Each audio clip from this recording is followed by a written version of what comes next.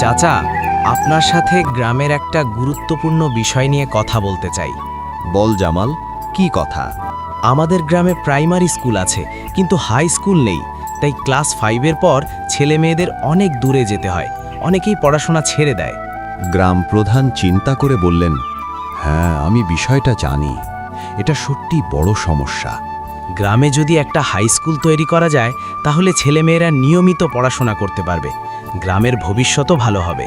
গ্রাম প্রধান আশাবাদী হয়ে বললেন, তুমি ঠিক কথা বলেছ। আমি ইউনিয়নে বিষয়টা তুলব। সবাই মিলে চেষ্টা করলে অবশ্যই হাই স্কুল করা সম্ভব। আমরা গ্রামবাসীরাও সাহায্য করব চাচা।